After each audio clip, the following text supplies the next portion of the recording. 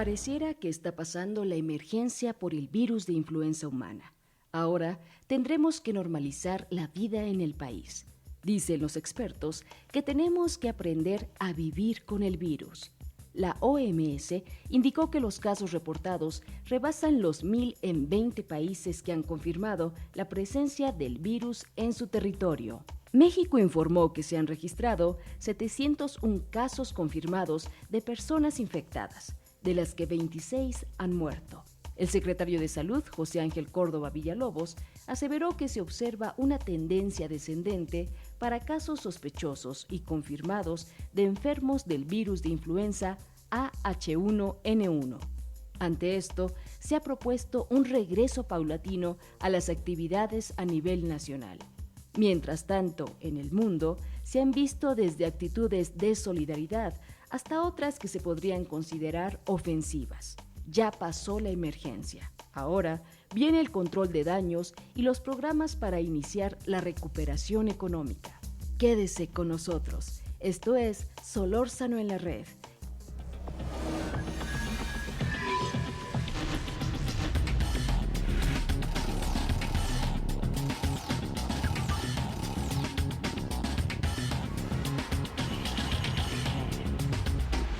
Solórzano.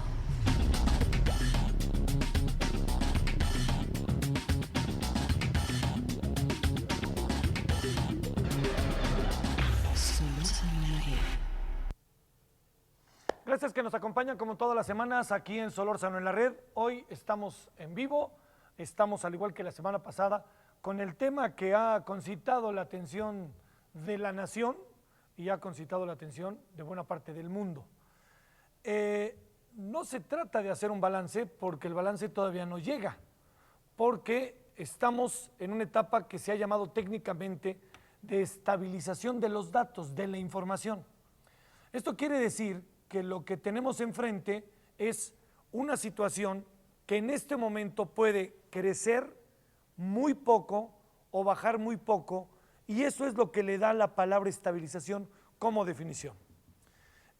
Hoy vamos a hablar del tema de la circunstancia de la influenza humana AH1N1 desde dos ópticas.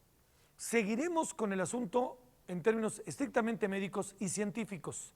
Es muy importante saber en qué etapa estamos. Es muy importante que no baje la guardia.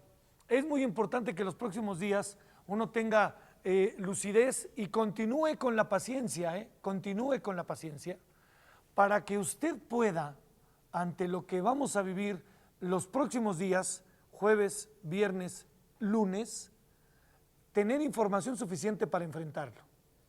Yo sé que hay dos o tres temas que están haciéndonos bolas. Lo menciono muy rápidamente. ¿Cómo van a regresar nuestros querubines, nuestros escuincles a la escuela?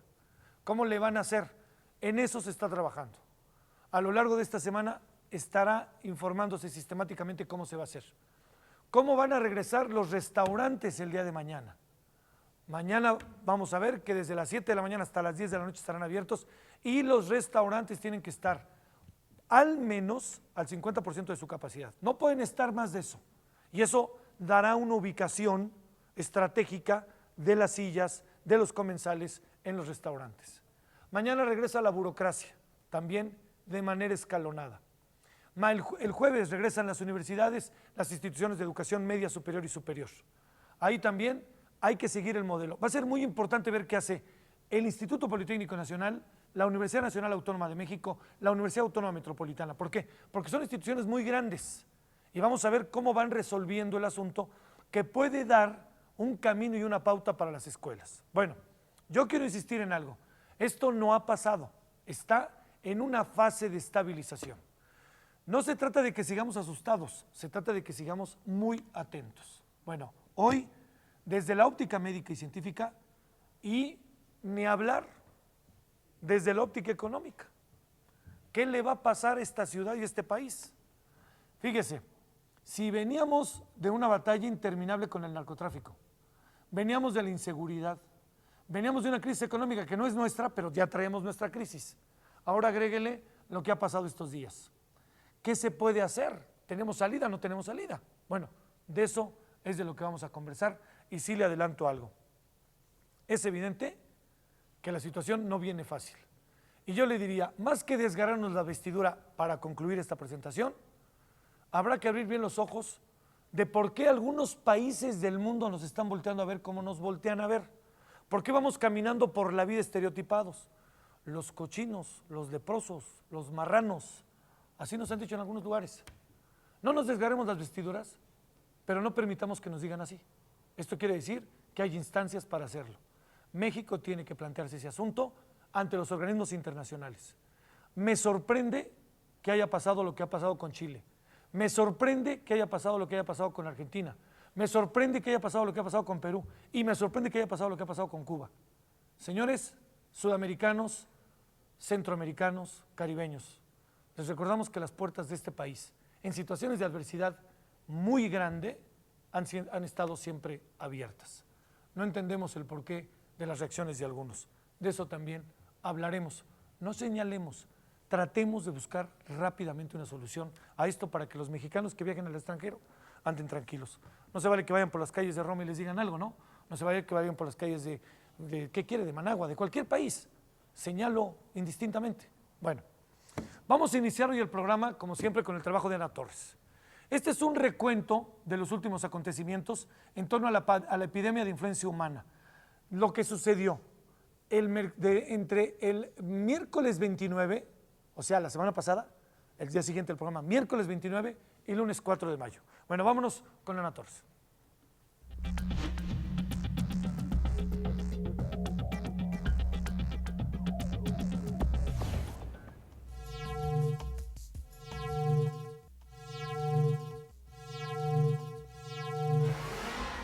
La última semana ha transcurrido para los mexicanos en medio de la incertidumbre, el miedo y cada vez más confusión en torno a la epidemia de influenza. En el nivel 4 de la alerta sanitaria y con todos los jóvenes y niños del país sin clases, los supermercados registraron largas filas por las compras de pánico. En la ciudad, el jefe de gobierno ordenó el cierre de los 35,000 restaurantes a fin de evitar la reunión de los comensales y admitió la venta de comida solo para llevar. La ciudad ha tomado muy diversas decisiones. Muchas de ellas implican afectaciones a diversos sectores, estoy consciente de ello. El miércoles 29 de abril creció la confusión en torno al número de contagiados, enfermos y muertos. El secretario de Salud habló de una actualización de las cifras con base en pruebas más precisas. De 20 muertos confirmados que se habían reportado, la cifra se ajustó a solo 7. Los rumores en Internet sobre exageraciones del gobierno, ocultamiento de información o incluso ataques bioterroristas se incrementaron. El comercio y el turismo reportaron pérdidas por más de 700 millones de pesos. Jueves 30 de abril, la Organización Mundial de la Salud sube la alerta a fase 5. El virus está en 10 países. Se habla de una inminente pandemia. El presidente Felipe Calderón envía un mensaje a la nación. Exhorta a la población a permanecer en su casa del 1 al 5 de mayo. Que en estos días de asueto que vamos a tener, en este puente que irá del 1 al 5 de mayo, te quedes en tu casa con tu familia. En su mensaje, el mandatario dio instrucciones a los burócratas para presentarse a laborar hasta el miércoles. Es Día del Niño. Los festejos se han suspendido. Los parques lucen vacíos. Se anuncia que la contracción económica será superior al 4%. Viernes 1 de mayo. La Organización Mundial de la Salud anunció que la influenza porcina se llamará en adelante influenza tipo A o bien influenza AH1N1. En el país, la venta de carne de cerdo ha disminuido en un 80%. La cifra de muertos confirmados por el nuevo virus es de 15. En el Distrito Federal se prohíben visitas en los reclusorios. La medida genera un conato de motín. La población reprograma bodas, bautizos y 15 años. Sábado 2 de mayo. La Organización Mundial de la Salud reporta 658 casos en 16 países, pero ninguno con la tasa de mortalidad que tiene México, donde los decesos suman 19. La mayoría de las víctimas son mujeres de entre 21 y 40 años. Crece la discriminación contra nuestro país.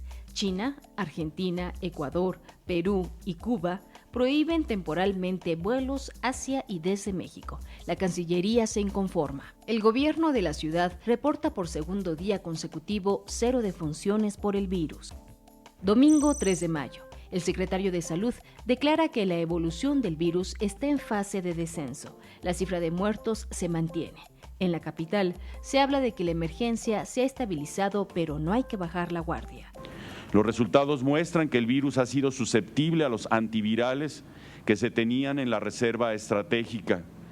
Las medidas preventivas parecen haber sido efectivas para cortar la transmisión.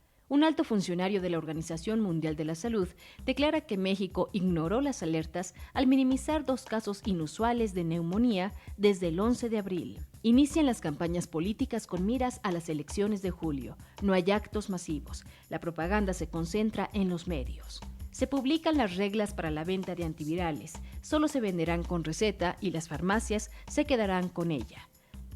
Lunes 4 de mayo. Se anuncia el regreso paulatino a las escuelas. A partir del jueves, reanudan actividades los estudiantes de los niveles medio y superior. Los niños de educación básica regresarán hasta el lunes 11. El gobierno de la ciudad presenta un sistema de alerta sanitaria para volver a la normalidad. La fase roja de riesgo alto pasó y entramos en la fase naranja de riesgo elevado. A partir del miércoles, reabren restaurantes y cafeterías. A partir del jueves, iglesias y museos, los cines, estadios y teatros se mantienen cerrados. A nivel federal, se confirman un total de 727 casos en 26 estados, donde 701 son de pacientes vivos y 26 de personas que fallecieron. Las dudas siguen. La discriminación fuera y dentro del país se agudiza. La epidemia parece amainar. Esta semana es de esperanza.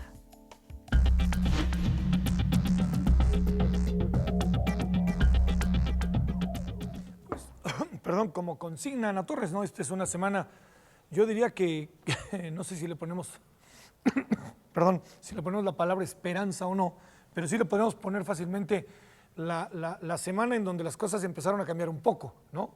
Que no significa que se haya resuelto el asunto. Eso es muy importante. A ver, a lo largo del programa hoy vamos a conversar con la doctora Cecilia Alpuche Aranda.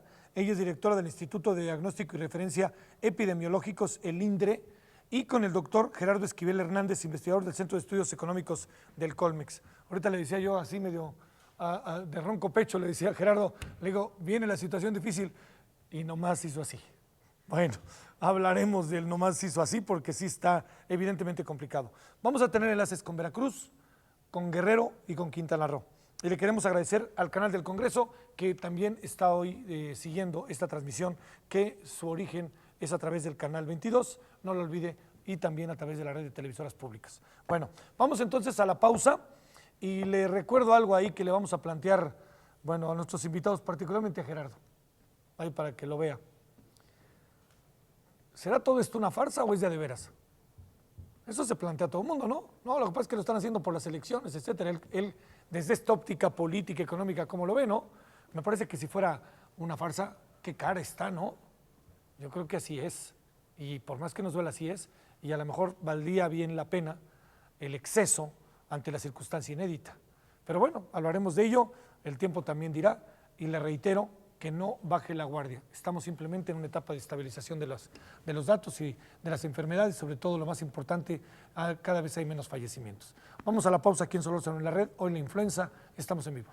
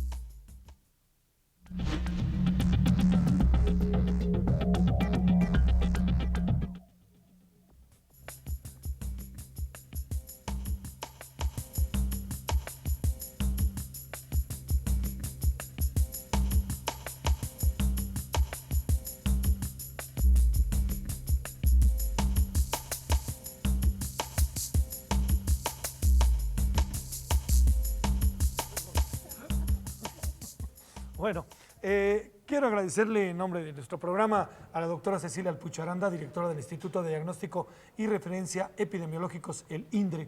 ¿Cómo estás, doctora? Bienvenida. Muy bien, buenas noches. ¿Realmente has tenido trabajo como nunca habías tenido en tu vida? He tenido mucho trabajo. Han habido otras veces en que he tenido mucho trabajo en mi vida. Este es uno de los más intensos. De los más intensos. O sea, pero al fin y al cabo hay una especie de, en el área en la que estás, de una sistemática labor consistente en donde casi siempre hay mucha chamba. Así es. ¿Sí? Sí. ¿A qué va la gente al INDRE?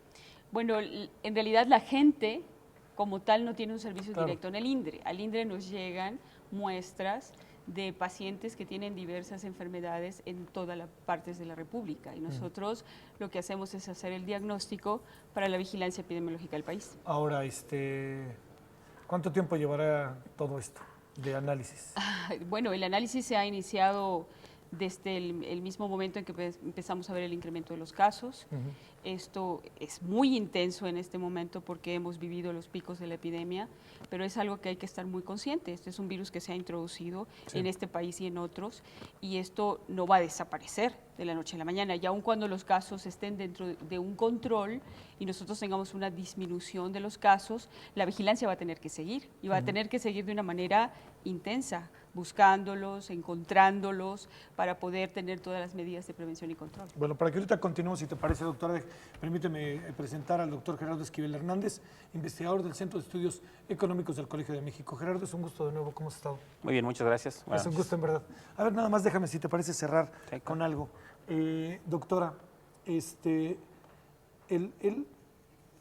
hecho de que se haya dicho que el origen se habría dado en Perote, luego se habló que de California, luego se habló de que nuestras muestras las mandamos a Atlanta y Atlanta era medio burocrático y entonces tuvieron que mandar a Canadá. Bueno, te digo lo que... Sí. Sé que soy poco científico en este momento, ¿no? Sí. Pero ya sabes que el se dice cuenta. Claro. ¿Por qué no nos cuentas un poquito esta historia? Claro. Y qué tan importante para que el público entienda es saber de dónde empezó todo esto? Bueno, yo creo que hay dos cosas que es muy importante tener en cuenta. México tiene un sistema de vigilancia de influenza estacional, de la influenza que tenemos todos los años, que se intensifica en el periodo que es el de invierno, que vemos todos los años. En este caso, lo que nos llama la atención a nosotros por primera vez, fuera de lo que son los periodos de la influenza normal en el país, es que nos notifican algunos incrementos de casos de neumonías de evolución rápida que eran agresivas y que requerían terapia intensiva, ventilación en el Instituto Nacional de Enfermedades Respiratorias. En ¿sí? el INER. En el INER. Y esto ya lo empezamos a ver en esta segunda semana de manera, abril. sí, claro. Exactamente. ¿Qué es lo primero cuando se reporta eso? Era ver estos casos, qué tenían de no usuales y además regresar a ver, porque todo sugería que podía ser casos relacionados con influenza, por el tipo de cuadro, como se habían presentado. Entonces se regresa a ver cuál era la historia de influenza en esta estación de invierno. Y vemos que han existido brotes, como han existido otros años normales, existieron en Tlaxcala y existió este brote de Perote, Veracruz, sí, que fueron con una tasa de ataque importante. El de Tlaxcala tenemos aislamientos de influenza, era influenza A, eran tipificables. En Perote tenemos muy poquitos aislamientos y teníamos 2 A y un B, pero en realidad no hubieron fatalidades, Perdóname que nadie te murió. interrumpa. 2 A y un B, ¿qué quiere decir A y qué quiere decir B? Los virus de influenza se clasifican de manera general, si la primera clasificación que se hace en A, B y C. Y los que nosotros tenemos principalmente en humanos son el A y el B, los dos, y esos se subtipifican en ¿El B se diferentes. combina con animales o alguna cosa así? Todos estos tienen la capacidad de poder, o sea, ¿Mutar, están en se dice? humanos, en aves, y el cerdo es como el reservorio, donde estos virus tienen la capacidad de entrar al cerdo y ahí pueden tener estas recombinaciones entre ellos y hacer que aparezcan ¿Los cerdos estas se mueren? nuevas cepas. Pueden tener enfermedades que pueden ser importantes y que pueden llegar a morirse, pero la mayoría puede estar con unas manifestaciones principales. Analizamos estos brotes, no hubo ninguna muerte en estos brotes, parecían de influenza totalmente normal. Entonces, ¿cómo se vincula eso con lo que estaba ocurriendo recientemente. O sea, parecía una prolongación e intensificación del periodo de influenza, algo que también se había visto en Estados Unidos. Se había prolongado, normalmente debemos determinar en el febrero y estábamos empezando que habían casos inclusive en marzo. Pero estos casos eran diferentes, entonces tendríamos que hacer una investigación más importante. ¿Por qué en Perote no pasó nada? O sea, sí pasó, pero no pasó, ¿no? Sí, bueno. El gobernador hasta dice con toda razón, dice, pues bueno, el niño Edgar, que ya es famoso, no le pasó ya nada. la televisión lo hizo más lacrimógeno el asunto. Exactamente. Ahora está eso es lo que se llama casos moderados o leves. Moderados o leves, sí, que pueden presentarse dentro del espectro clínico de la infección de influenza. Y eso existe también en influenza estacional.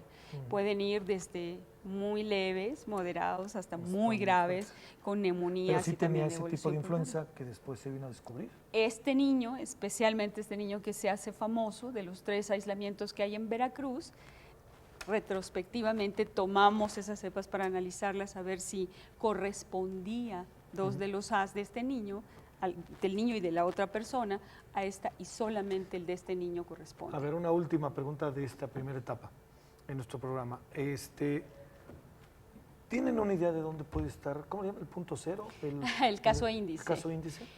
Bueno, se había sospechado que podía ser este niño, y un caso de una mujer en Oaxaca que fallece, que tiene 37 años de edad, sí, y que tiene diabetes, ¿sí? Y que es un caso aislado, que se buscan muchos contactos y que no se identifica otro alrededor de esta mujer. El niño tiene aparición de síntomas antes que el de la mujer. Sin embargo, nosotros hemos estado haciendo análisis de cepas que inclusive se habían tipificado de casos esporádicos no fatales, ¿sí?, que teníamos en este periodo entre el 15 de marzo, cuando pudiera haber incremento de casos de influenza, que algunos eran B y otros eran A.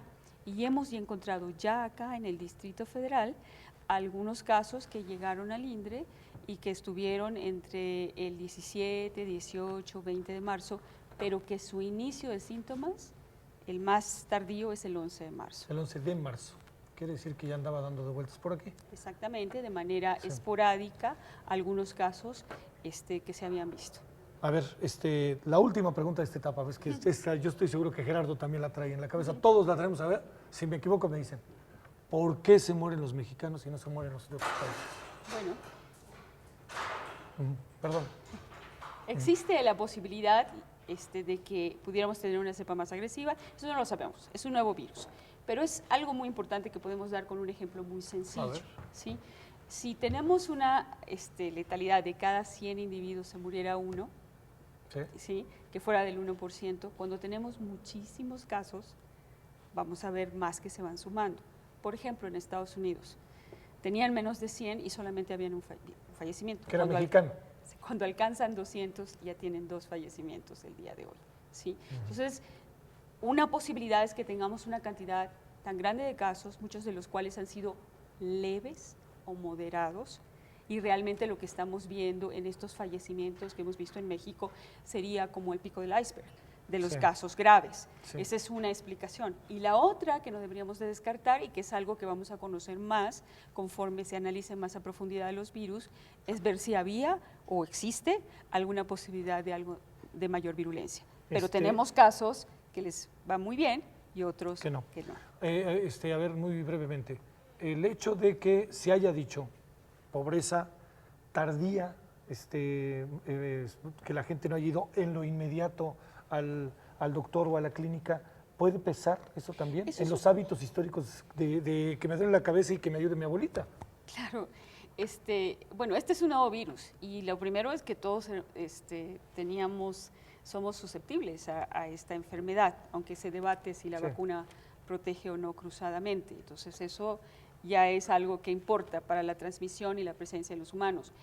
El segundo punto bien importante, la pregunta específica era... Era si el hecho de que no vayan a las clínicas a tiempo, Eso sí. si haya un hábito de Ajá. las formas. La Dirección General de Epidemiología, en los estudios que ha estado haciendo de todos los casos, encuentra que en los casos más graves que han requerido hospitalización con ventilación mecánica y en los fallecimientos, el promedio de días en que buscaron atención médica es tardío, o sea, Claro. es después de 6 a 7 días. Sale. A ver, bueno, antes de ir a la pausa, déjeme conversar tantito con Gerardo y luego vamos a regresar con él. Gerardo, ¿le entras a la teoría del complot? No, en lo absoluto. O sea, esta teoría de lo que pasa es que lo hicieron por las elecciones del 5 de julio. No, bueno, todas esas teorías me parece que son muy descabelladas. Desafortunadamente Ahí está, ¿no? Sí. Tienen razón. Desafortunadamente están circulando demasiado. Sí. Desafortunadamente mucha gente que cree fervientemente en ellas. A mí me llegan correos todos los días al respecto. De gente incluso que conozco, que es muy Sí, respetable. eso y me que uno... sorprende, gente que uno dice, qué serio es este cuate para que Sí, me mande bueno, esto, ¿no? entonces, pero bueno, esas ideas circulan. Y yo creo que se dividen en dos esos argumentos. Hay quienes que efectivamente creen en esta teoría de que se inventó y el bioterrorismo, en fin, toda esta hipótesis, que es totalmente descabellada sin ningún fundamento, ¿no? Y hay otros que dan un matiz a eso, que dicen, en realidad, a lo mejor existe el problema, pero está siendo agrandado por el gobierno o exagerado Esa es sobre la otra, dimensión. claro. Esa es una un poco con un matiz, digamos, que trata de decir, quizá aprovechando las circunstancias, se trata de desviar la atención, etc. Digamos, la primera está totalmente descabellada. La segunda, no quiero decir que sea correcta, pero tiene un razonamiento diferente, que tiene que ver con esta sensación de desconfianza de muchos mexicanos para con el gobierno, para con sus propuestas, para con lo que está haciendo, con la forma en la que se ha atacado, con la forma en la que se ha difundido la información, etcétera, ¿no?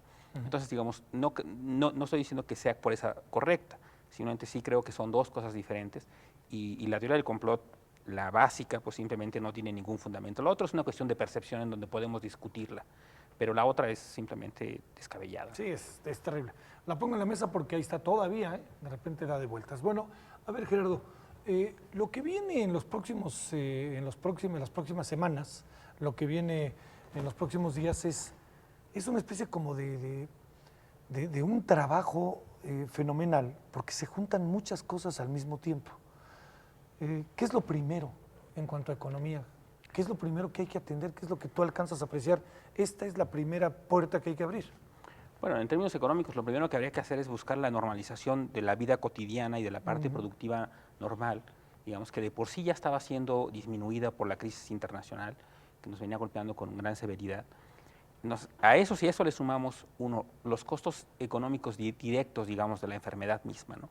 El hecho de que se dé la enfermedad, pues se tiene parte de la actividad económica, genera incertidumbre, etcétera. Y luego están los costos derivados de las acciones que se tienen que tomar para poder mitigar los efectos de la enfermedad, ¿no? Y ahí ya viene la parte de, bueno, la suspensión de actividades, etcétera.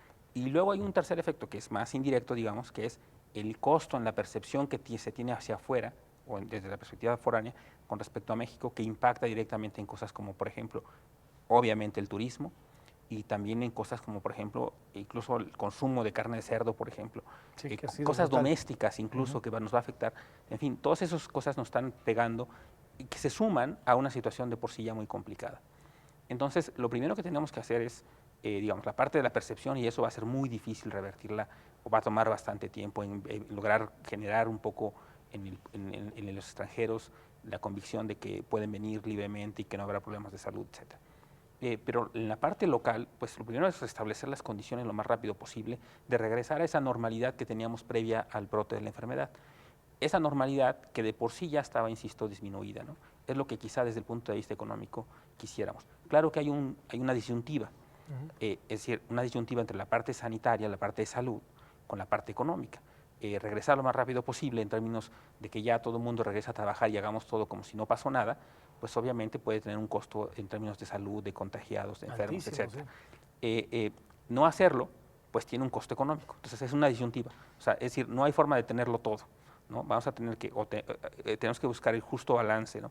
En donde la parte de las medidas se tomen para ir regularizando poco a poco la vida económica y social del país, y sin que eso implique, a su vez, nuevos brotes o aumentar los focos de contagio o los contagios entre las personas del país. Muy bien. Bueno, vamos a una pausa. Estamos en vivo aquí a través de Solórzano en la Red, en el canal 22, como nuestro punto inicial de transmisión. Vamos a la pausa y regresamos. Vamos a tener Telma entrevistó al subsecretario de Relaciones Exteriores. Al rato le vamos a presentar esta entrevista. Me parece que por muchos motivos puede ser muy interesante sobre el tema de qué le anda pasando a los mexicanos en el extranjero, que está haciendo, a querer o no, tema, como luego se dice. Vamos y volvemos.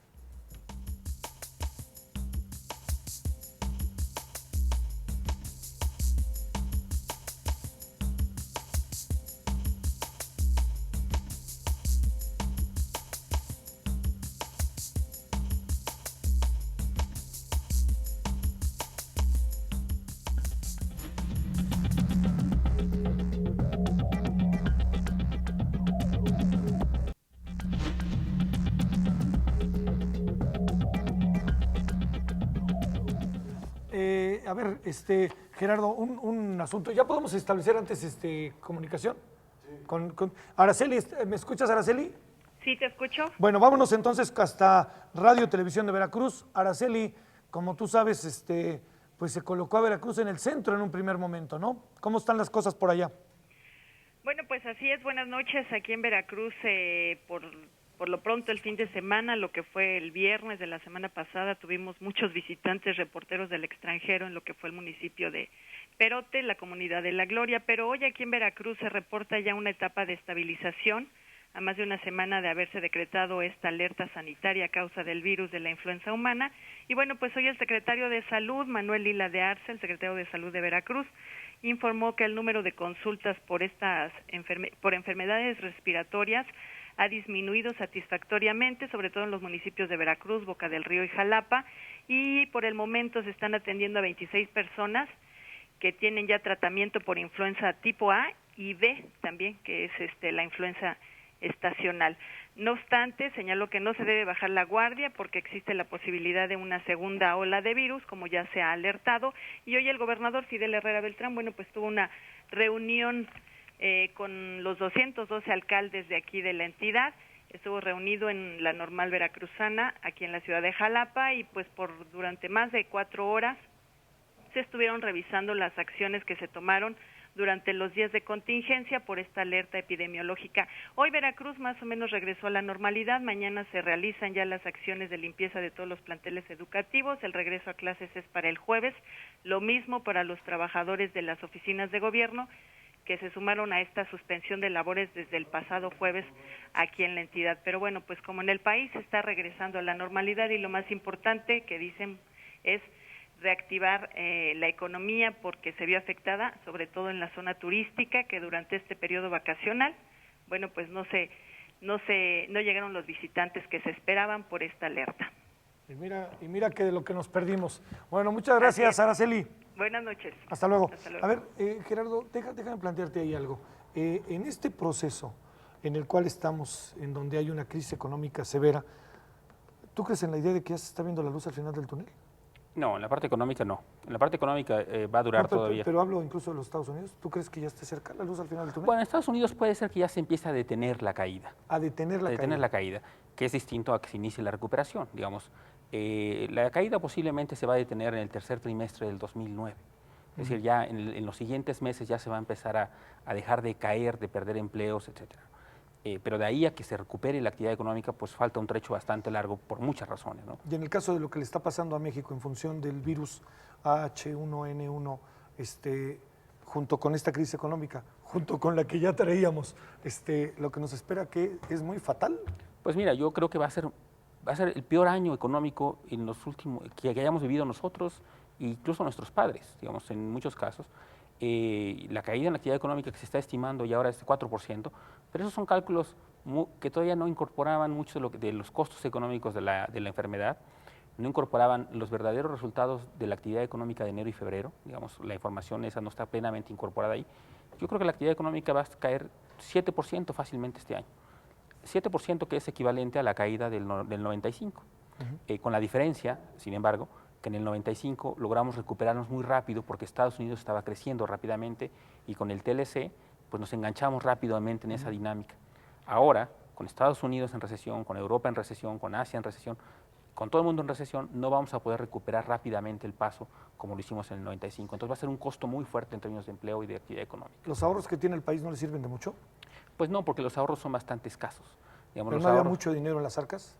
No es suficiente ni mucho menos.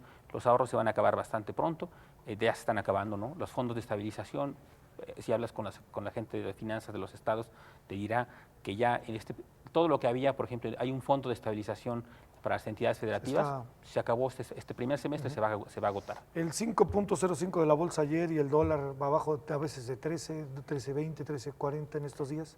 Bueno, lo de ayer fue interesante porque fue un poco resultado de ver que la parte de salud se estaba conteniendo, sí, ¿no? Aparentemente fue un efecto importante el saber que se estaba conteniendo y que ya el costo no iba a prolongarse demasiado. En algo tiene razón Agustín Carstens cuando dijo, no ha habido una pérdida de inversión de infraestructura física. Pero eso no quiere decir, como él concluye, digamos, él deriva de eso, que los costos van a ser relativamente pequeños y que vamos a recuperarlos rápidamente. De ahí no se deriva eso. Los costos, yo creo que si entendemos de dónde vienen, nos harían ser menos optimistas. La verdad es que el optimismo de ayer en la bolsa, con el peso y con las acciones, pues derivó de un poco de esa lectura. Y esa lectura yo creo que es incorrecta porque la parte del turismo no se va a recuperar de la noche a la mañana. La parte del turismo es muy importante. El turismo, ya englobando comercio, restaurantes, todo lo que va asociado al turismo, representa 8% del PIB más o menos y 5% de los empleos en México. Si pensamos en una caída de tranquilamente 15% del turismo que caiga en la actividad económica, ya es un punto porcentual del PIB. Ya haciendo la ponderación, es un punto porcentual del PIB. Se ve feo, ¿eh? Adicional a todo lo que ya traíamos encima. Entonces es un costo importante, ¿no? Es un costo muy importante. Feo, ¿eh? Sí, yo soy bastante pesimista. Desafortunadamente me parece que de por sí la situación era mala. No veía yo la recuperación de México, a pesar de que ya veo la salida de Estados Unidos, no veo necesariamente la recuperación de México tan rápida y menos ahora junto con esto, ¿no? Muy bien. Bueno, vamos a otra pausa. A ver, Celia, antes de la pausa, sí, si se puede en breve. Nuestro país, tú que eres investigadora, es que ese es un gran asunto, todos lo sabemos. Sí. ¿Hay dinero o no hay dinero para la ciencia? Sé que es la peor pregunta en el peor momento, ¿no? Pero yo creo, doctora, que es la gran pregunta, ¿no? O sea, yo oigo al doctor René Drucker a veces y oigo todo lo que dice y uno dice, pero es que caray, es que este país, ¿cómo va a progresar si no le invierte un quinto a la... ¿Dónde estudiaste tu doctorado? Estuve aquí en la UNAM y estuve después en Harvard. Bueno, de casualidad, de casualidad regresó, ¿no? Qué bueno que fue así, doctora. Pero a ver, déjame hacer esta pregunta muy en concreto, con tu experiencia como doctora en Harvard, en la Universidad Nacional Autónoma de México. Bueno, yo creo que siempre sí, depende con quién nos comparamos. O sea, con nosotros mismos. Con nosotros mismos. Oye, bueno, creo que es limitado, definitivamente. Oye, ¿qué tal si te digo algo fácil? ¿Con Brasil? No, sí, tenemos dinero limitado y creo que se ha ido limitando cada vez más a través del tiempo, en vez de crecer como deberíamos de haber crecido para ir desarrollándolos y ser más independientes en ciencia. A ver, déjame hacerte una pregunta que no es plan con maña. ¿Sería diferente la situación que vivimos en estos días si hubiera habido dinero para la ciencia? Probablemente no. ¿Por qué? Porque este es un virus nuevo, ¿sí? Este es un virus que no tenía un diagnóstico masivo para poderse realizar. Y probablemente no. ¿Por qué? Porque tuvimos que recurrir a quien ya había tenido una experiencia y que la publicó 2 días antes que nosotros, que es en Estados Unidos, con la secuencia de lo que tenían. Y la razón por la cual nosotros acudimos a Canadá fue simple y sencillamente porque estábamos viendo un problema respiratorio de origen desconocido que nos sugería influenza y la experiencia de Canadá en SARS nos pareció oportuna para que pudiéramos tener no solamente la visión de influenza, sino también una visión más amplia. Si hubiera habido dinero para la ciencia, no hubiera pasado, a lo mejor nos pasa casi lo mismo. Pero la pregunta es, si hubiera habido para la ciencia, ¿la solución hubiera sido más fácil? La solución para el control, sí. Yo creo que el control es el que se tenía que haber hecho. ¿Con dinero o sin dinero? Con dinero y sin dinero. O sea, el virus ya estaba aquí, se estaba transmitiendo y tiene una transmisión importante de humano a humano. Es un virus nuevo, está adaptado a los humanos, desconocemos todo lo que es el espectro de enfermedad y estaba cumpliendo los requerimientos que se deben de seguir para tener unas medidas de control estrictas. Bueno, sé que me están viendo a punto de que tengo que mandar un corte, ven nomás la cara que me ponen, pero no te quiero dejar de preguntar esto para que no se pierda el hilo. ¿Avisamos a tiempo o no le avisamos a tiempo al mundo?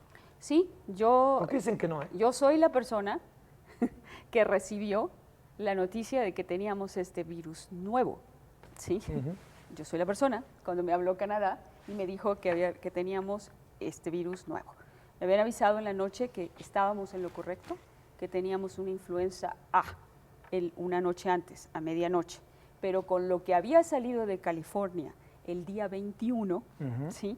Entonces el proceso era, sigo adelante, Celia, con la secuenciación. La opción era hacerlo acá, porque tenemos científicos y tenemos quien lo puede hacer, pero ellos ya tenían todo con nosotros. Sigue adelante. Al otro día, en la tarde, a las 3 de la tarde me estaban hablando y me dijeron, tienes un virus nuevo, es el mismo de California. En ese mismo procedí a decírselo a mi autoridad superior, que era el doctor Mauricio Hernández, subsecretario de Prevención y Promoción de la Salud, y al director del CENAVESE, el doctor Miguel Ángel Lezana, del Centro Nacional de Vigilancia Epidemiológica y Control de Enfermedades, e inmediatamente después, conmigo, acudimos al secretario Córdoba. Y esa misma noche, el secretario Córdoba estaba saliendo en público. A las 11 de la noche. Exacto. Oye, doctora, es una buena noticia. Sí, así es una buena noticia porque hay ahí un terreno que también se ha hecho grande, ¿no? Y se estaba notificando a lo que era el Reglamento Sanitario Internacional. Y de hecho ya se había notificado como un brote de influenza con prolongación e intensificación, ya se había notificado al Reglamento Sanitario Internacional de la Organización Mundial de la Salud. Más agregamos lo que después salió. Y ahora sí que, como dicen, ella fue la que avisó. Entonces ya, aquí sí ya no podemos, alégale al umpire, ¿no? Como dicen, ¿no? Bueno, vamos a una pausa.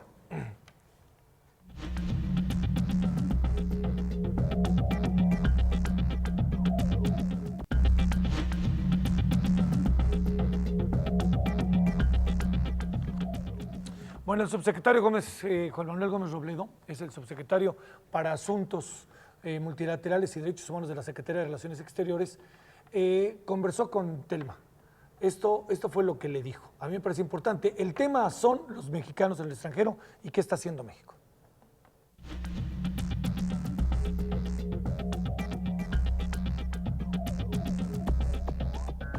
Y algo que hemos recomendado a los mexicanos que tengan pensado viajar o a cualquier otro extranjero residente en México es, antes que nada, informarse de las condiciones que prevalecen en el país al que piensa dirigirse y que no salga de México sin llevar consigo los datos de la embajada o consulado mexicano más cercano.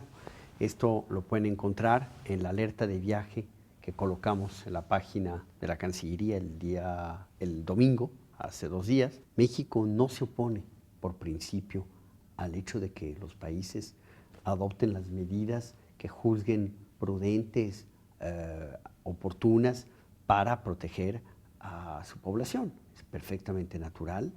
Lo único que solicitamos es que las medidas que se adopten sean compatibles con las directrices de la Organización Mundial de la Salud y, en todo caso, sean respetuosas de los derechos humanos de los viajeros, de la dignidad más elemental y de la libertad de movimiento a que tiene derecho todo ser humano. Usted no puede mantener a una persona recluida de manera por la fuerza en ningún sitio. No tiene que ser un centro de reclusión, un hospital, una estación migratoria. Son un centro de detención para todos efectos si la persona permanece por muchas horas incomunicada, sin acceso a sus familiares, sin acceso al consulado mexicano más cercano, carente de alimentos, de las condiciones de higiene y de confort más elementales. En cambio, cuando hay medidas simplemente donde se le pide a la gente de la manera más atenta que se someta a ciertas pruebas, que se le tome la temperatura, que llene un formulario de autoevaluación,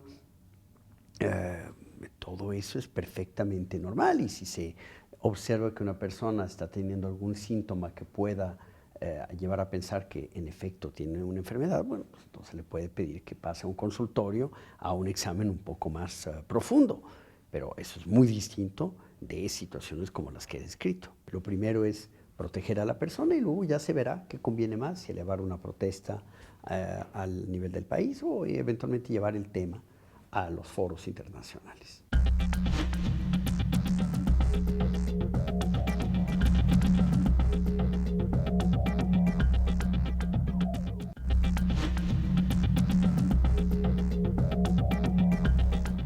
Bueno, le queremos agradecer al Sistema Jalisciense de Radio y Televisión, al Sistema Michoacano de Radio y Televisión, a la Universidad de España de Durango, CONACYT, el CORACYT, muchos saludos allá a Tlaxcala, y también al canal del Congreso que nos están siguiendo el día de hoy con nuestra señal inicial aquí a través del canal 22. Gerardo, ¿tendría México que protestar o no tendría México que protestar? Esa parte, ¿cómo la ves? Y te lo planteo dándote incluso elementos para que nos des una opinión. Al hacerlo no nos ganaríamos más enemigos, al hacerlo no dirían ya no invierto en ese país porque además se enojan, pues ya sabes, es rarísimo esta vida, ¿no? Sí, no, yo creo que sí hay que hacerlo por una razón, porque, digamos, el gobierno mexicano no puede quedarse cruzado de brazos ante estas actitudes. Tiene que tener alguna respuesta ante ello. Y me parece que es importante que lo plantee una queja y que trate de buscar que los gobiernos cambien su actitud. Porque parte de la animadversión que han sufrido los mexicanos en distintos países y en el extranjero, pues tiene que ver con la actitud de sus gobiernos para con nosotros, digamos. Los ciudadanos de otros países pueden percibir que sus gobiernos toman decisiones con base en mucha mayor información que ellos, y que si deciden suspender los vuelos es porque hay algo en los mexicanos que no es necesariamente deseable. Claro. Entonces, por eso es importante que los gobiernos cambien las actitudes, y por eso me parece razonable y una actitud correcta que México lleve esto a los foros internacionales que tenga que plantearlos. Sin embargo, hay un punto que quisiera hacer, que es tratar de entender la lógica de por qué ocurre esto. Y yo creo que parte de la razón de las respuestas de algunos países sí tienen que ver, y hay que decirlo y aceptarlo claramente, porque ahí creo que es donde está la fuente del problema, con una confusión inicial en las cifras. Yo creo que si uno ve incluso la alerta inicial de la Organización Mundial de la Salud, pues se empezó a hablar de un número que, comparado con lo que ahora tenemos ya confirmados, pues es un número relativamente grande, ¿no? Estábamos hablando, yo recuerdo haber visto el primer boletín de la Organización Mundial de la Salud, hablaba de más de 200 muertos. Entonces, claro que eran sospechosos.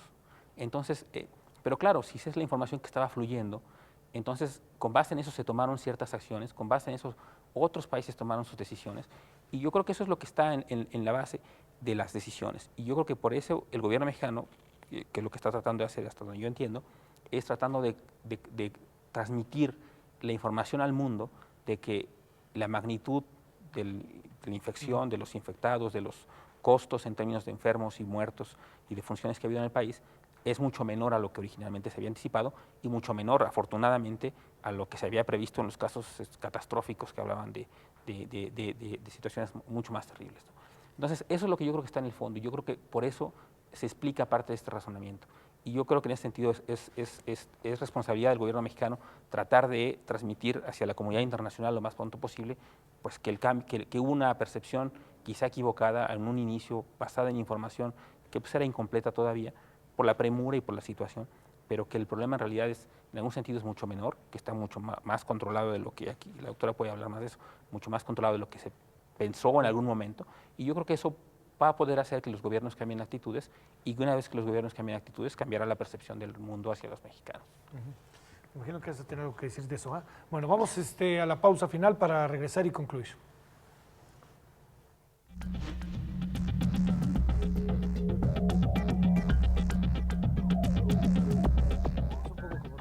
Que el costo.